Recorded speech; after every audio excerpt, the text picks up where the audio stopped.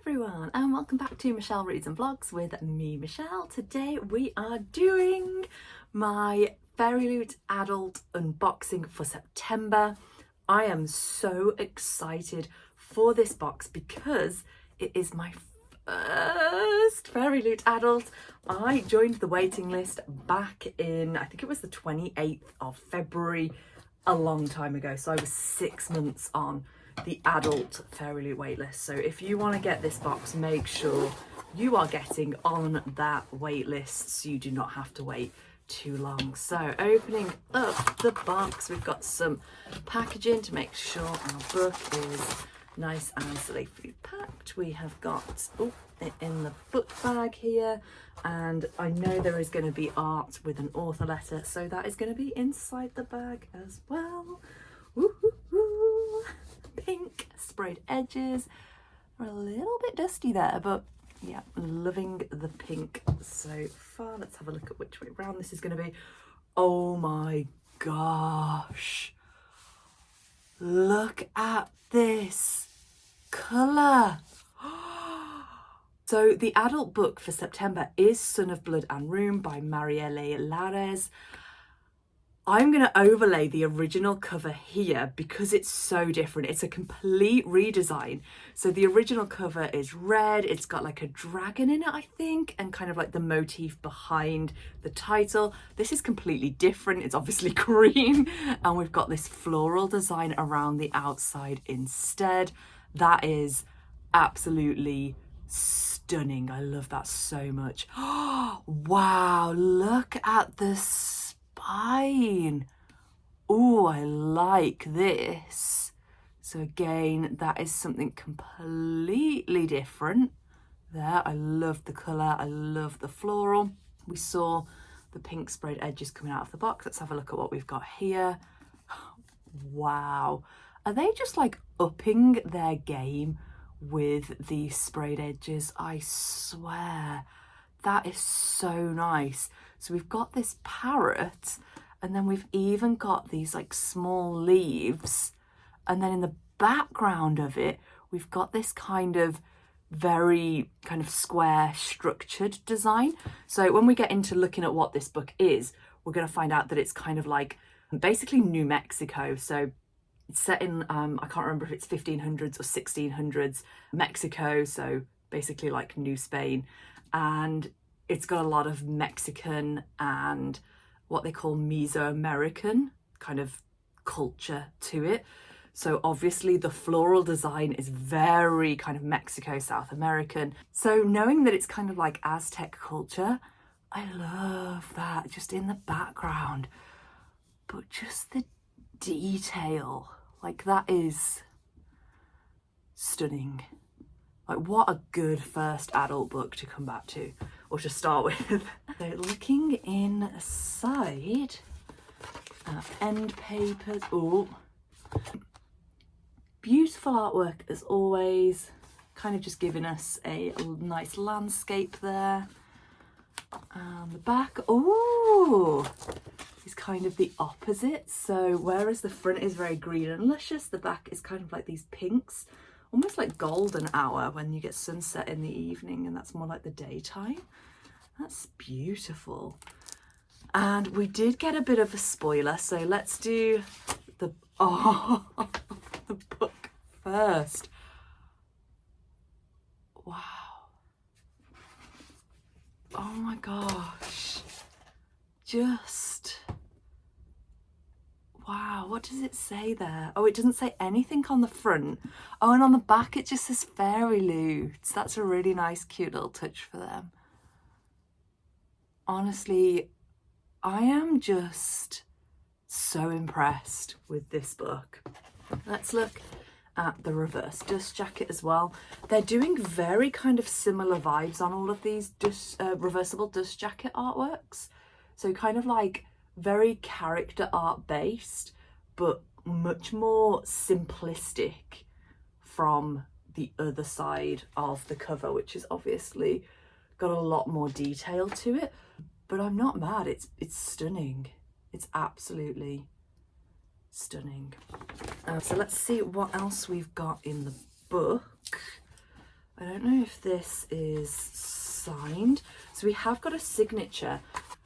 For anyone who doesn't follow Fairyloot on Instagram, they explained why they're going to a lot more digital signatures rather than being pen signed. This is definitely a digital signature.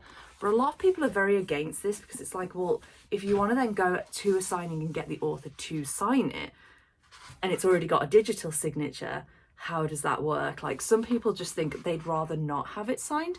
Personally, I guess I would rather not have it signed than have a digital.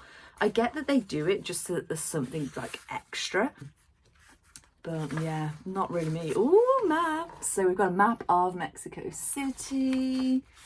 A note on history, terminology and pronunciation. So because this is kind of like in the time of colonization, apparently there's a lot of mixtures of languages and a lot of words that are quite difficult to pronounce. Let's go a little bit into the plot for this. So I know that it's got a trope where we've basically got two characters who is one person, so one character playing two people, which I think is really cool. As we've said, we know already that it's kind of based in New Mexico, but let's have a look. So again, I'm going to struggle on pronouncing a lot of these words. I don't speak Spanish, I actually speak German, which is a very different language. So the empire has long fallen, a city raised on the bones of the place. None dare whisper the names of the gods or speak of the magic that once graced the land, of the witches who hunted as jaguars, the warriors who soared as eagles, until a new name emerges, a curse on the lips of the Spanish, a hero in the hearts of the people, a masked vigilante, a sorceress with a blade, Pantera. This is like a Zorro retelling, by the way. I should have pointed that out already. But this is not her only name. To all who know her, Leonora is a glittering jewel of court promised to the heir of the Spanish throne, the respectable Lady Leonora who faints at the sight of blood and would sooner be caught dead than wield a sword, even against a dauntless thief with a cutting smile. No one suspects that Leonora and Pantera are one and the same.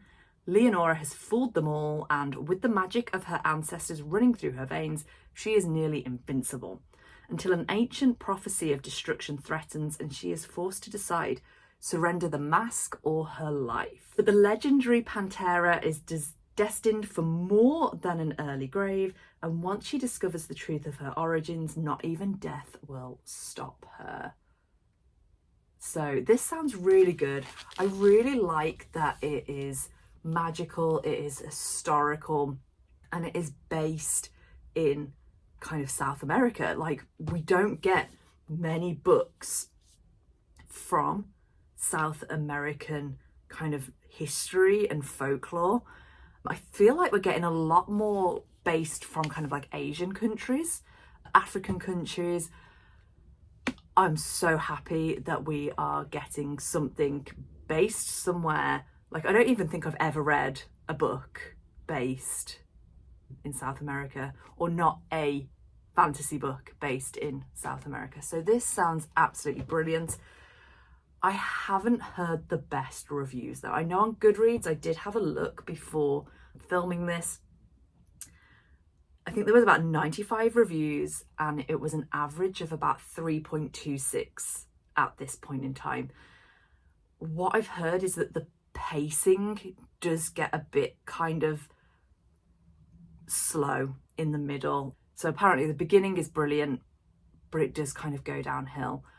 It is a debut, and sometimes I'm a bit skeptical with debuts because some authors are brilliant from the get-go, but writing is an art. And I feel like a lot of authors do get better with time. Like, for example, look at Samantha Shannon re-releasing The Bone season at the moment, 10th anniversary. She's basically rewritten parts of the book because she has said that she's grown as an author and her work has grown with her. So she's rewritten some of it. So, you know, I appreciate that when books are written by debut authors, they're not always going to be the best. But am I still going to give this a go? Absolutely, purely because of the plot being so different.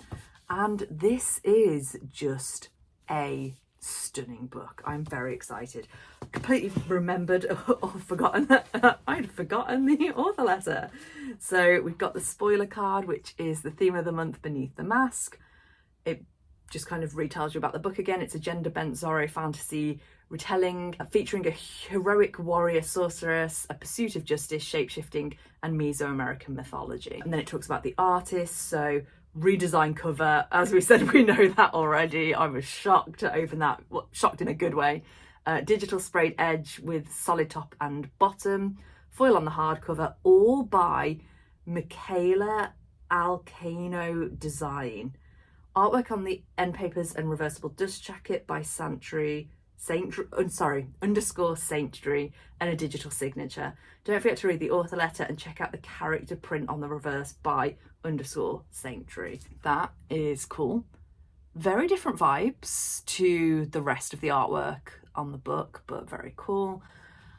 And then we've got our author letter there as well. I personally like to put these in the books and keep them in the books so that when I come to read the book, I've got the author letter and I can read it first, which, yeah, is nice.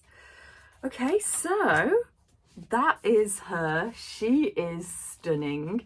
I am so happy with my first ever adult Fairyloot. You might think, Michelle, you've got some adult books from Fairyloot in the background. I do. They're either bought off eBay or Vinted. They're secondhand because I was on the wait list for so long. I was like, I want some of the adult books. So yeah, I have bought them. But yeah, this is my first one on my subscription. So happy. Will be continuing. She is gorgeous. And thank you very much for, I'm going to just cuddle the book. Thank you so much for joining me today in opening this. I'm really happy. I hope you've enjoyed watching this book box opening, book unboxing even. If you have, remember to like the video. It really does help the algorithm if you like. And if you leave me a little comment below just to let me know what did you think of this. Have a good rest of your day, whatever you're doing, wherever you are, and I will hope to see you next time. Bye!